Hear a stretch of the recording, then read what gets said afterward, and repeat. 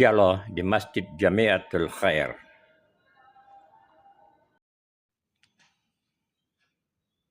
Budaya baca. Bismillahirrahmanirrahim. Assalamualaikum warahmatullahi wabarakatuh. Alhamdulillah. Alhamdulillahi rabbil alamin. Wassalatu wassalamu ala asrafil anbiya'i wal mursalin. Sayyidina Muhammadin wa ala alihi wa ashabihi ajma'in, amma ba'd. Bapak kaum muslimin, jamaah maghrib yang dirahmati Allah Subhanahu wa taala. Adapun pada kesempatan malam hari ini saya akan membacakan salah satu tulisan yang menurut saya inspiratif, yang tulisan ini ditulis oleh Profesor Dr. Kiai Haji Munawir Kamaluddin. Salah satu alasan saya membaca tulisan ini, yaitu saya ingin menghidupkan kembali budaya membaca. Sebagaimana di masyarakat kita ini sudah hilang budaya membaca dan juga budaya mendengarkan orang membaca. Sebagaimana pada khutbah Jumat, seharusnya khutbah Jumat itu dibacakan karena disampaikan oleh protokol yang akan membacakan khutbah. Tapi masyarakat kita saat ini ya sudah merubah kebiasaan membaca khutbah. Adapun membaca khutbah ini masih bisa kita jumpai di kampung-kampung, dan juga beberapa mubalik kita masih membawa teks untuk membaca khutbah. Ya, dan saya kira ini banyak sekali manfaatnya. Salah satunya yaitu apa yang kita sampaikan bisa sistematis, apa yang bisa kita sampaikan jadi lebih terorganisir. Baiklah, pada malam ini saya akan membacakan tulisan daripada Profesor Dr. Kiai Haji Munawir Kamaluddin yang berjudul "Menyakiti orang lain sama dengan menyakiti diri sendiri". Bismillahirrahmanirrahim. Assalamualaikum warahmatullahi wabarakatuh. Alhamdulillah, wassalatu wassalamu ala rasulillah. Bapak kaum muslimin rahimakumullah, pernahkah kita berpikir mengapa sebagian manusia tampak begitu gagah bukan ketika membangun tetapi ketika meruntuhkan? Mengapa ada yang merasa mulia bukan karena amal, tapi karena mampu menginjak martabat orang lain? Dan sejak kapan kemenangan ditakar dari air mata yang jatuh, bukan dari akhlak yang terjaga? Ungkapan tanya di atas ini menggantung di langit kehidupan kita seperti awan gelap yang menunggu hujan. Seolah-olah manusia lupa bahwa di balik semua peristiwa yang tampak biasa, semesta menyimpan ingatan yang tak pernah pudar. Karena sungguh, ketika seseorang bangga setelah menyakiti, ia sesungguhnya tidak sedang naik, tapi perlahan sesungguhnya ia sedang menggali lubang kejatuhannya sendiri. Manusia sering terjebak pada fata morgana kemenangan. Hari ini ia tertawa tinggi, merasa berjaya karena kata-katanya menggores hati seseorang, atau tindakannya membuat orang lain jatuh. Ia melangkah dengan dada membusung, yakin bahwa kekuatan ada di pihaknya. Namun ia lupa satu hal, bahwa semesta tidak pernah tidur. Allah Subhanahu wa Ta'ala telah menjelaskan prinsip kehidupan ini dengan bahasa yang tidak bisa dibantah. Dalam Al-Quran surah Ibrahim ayat 42, Allah Subhanahu wa Ta'ala berfirman, A'udzubillahi minasyaitonirrajim, wala tahsabannallaha ghafilan amman ya'maluz zalimun, yang artinya dan janganlah kamu mengira bahwa Allah lalai dari apa yang diperbuat oleh orang-orang zalim. Ayat ini adalah pengingat keras bahwa setiap kata yang melukai, setiap sikap yang merendahkan, dan setiap rencana yang menutup pintu bagi orang lain tidak pernah benar-benar hilang di udara. Melainkan ia tercatat, terkumpul, dan akan kembali seperti gelombang yang selalu menemukan pantainya.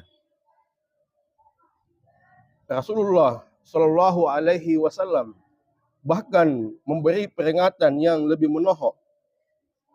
Dalam salah satu hadis yang diriwayatkan oleh Bukhari Muslim, Rasulullah Shallallahu Alaihi Wasallam bersabda yang artinya, takutlah pada doa orang yang terzolimi, karena tidak ada tirai antara doa itu dan Allah Subhanahu wa Ta'ala.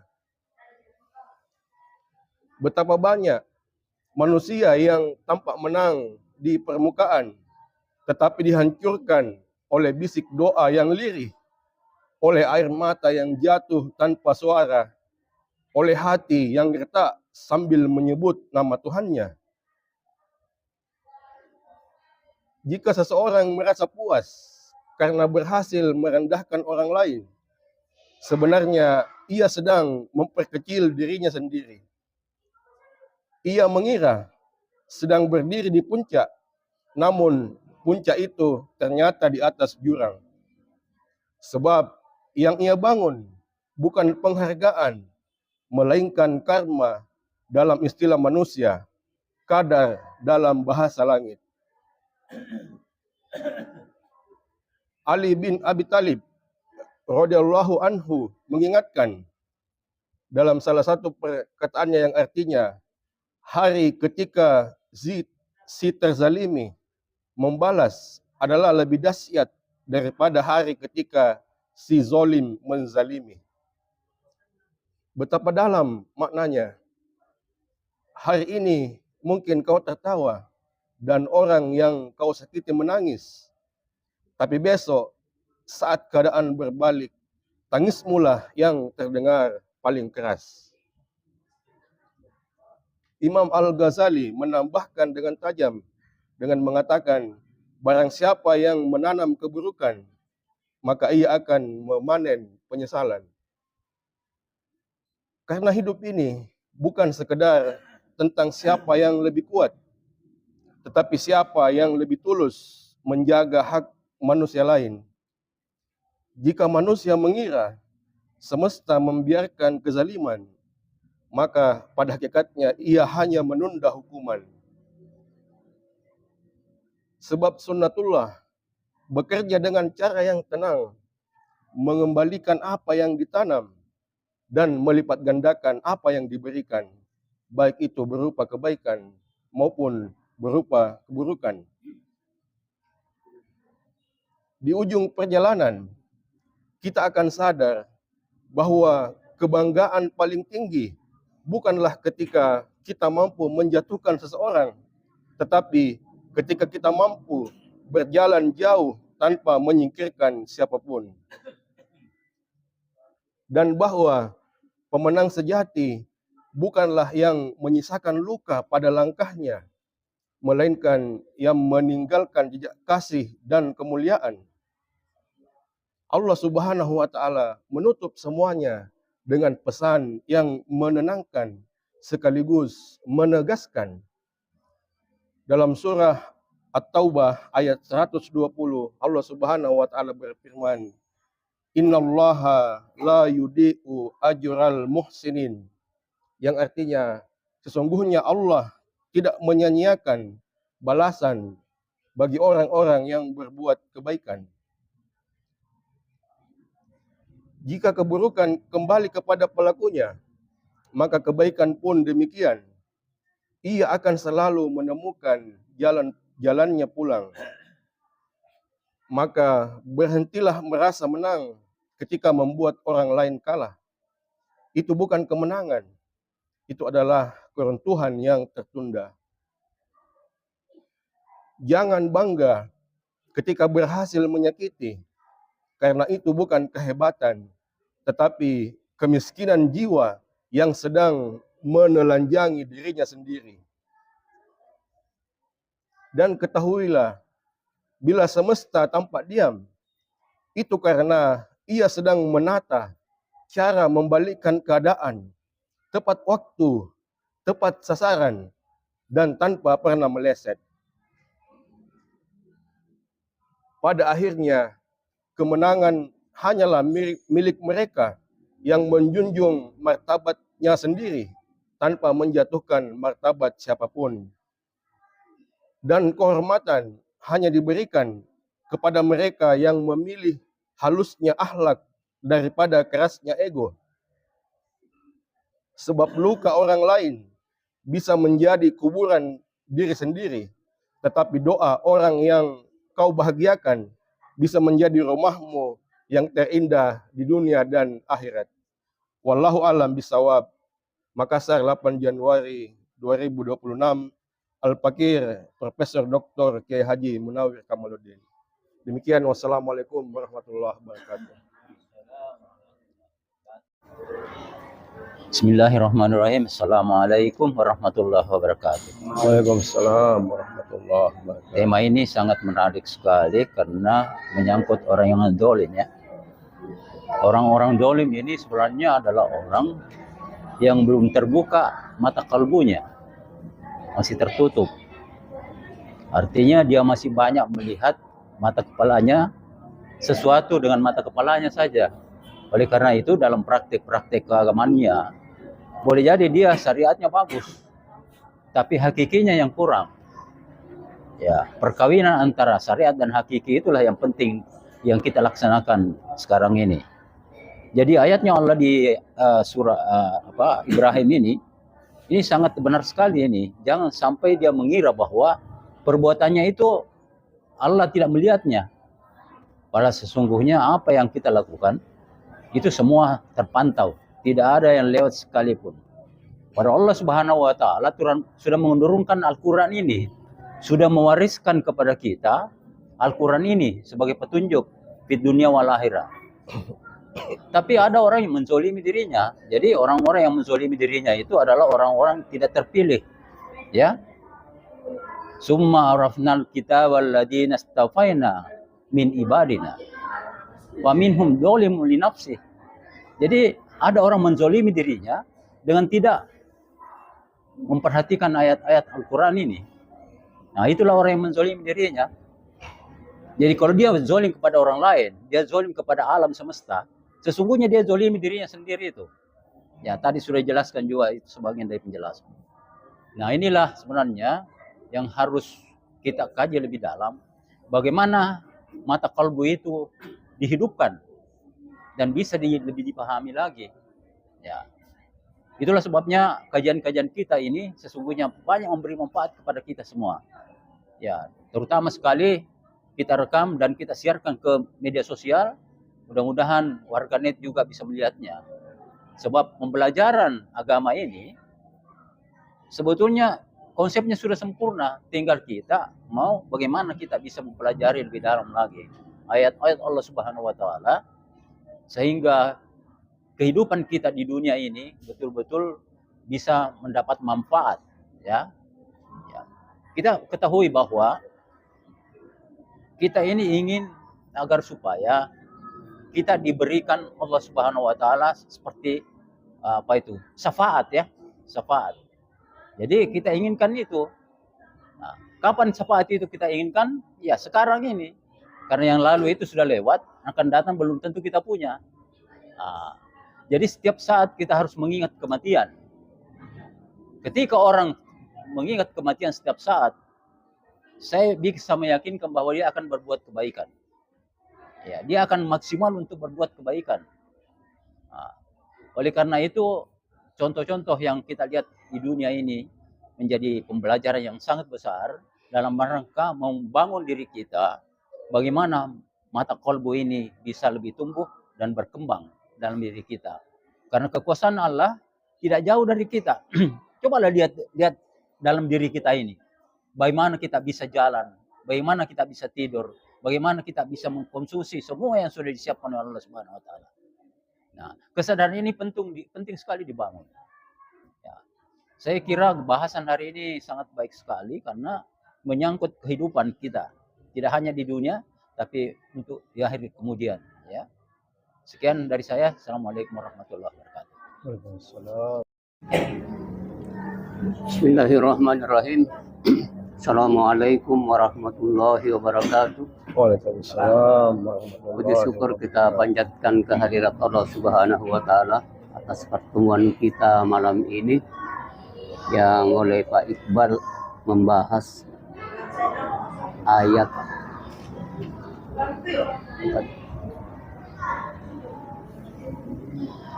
surat Ibrahim ayat 42. Ya.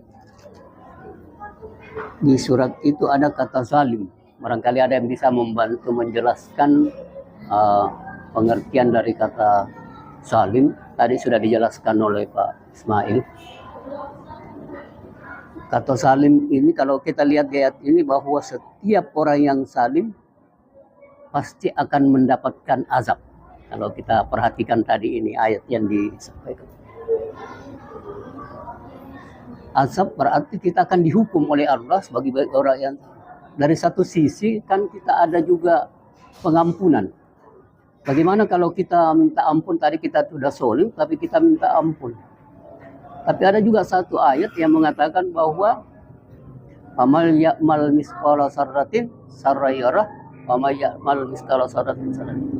Artinya perbuatan apapun yang kita lakukan, sekecil apapun perbuatan kita lakukan, pasti akan mendapatkan hukuman.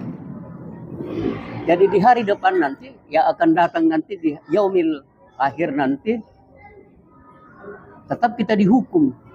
Padahal dari satu sisi kita sudah diminta untuk bertaubat. Salim akan diazab.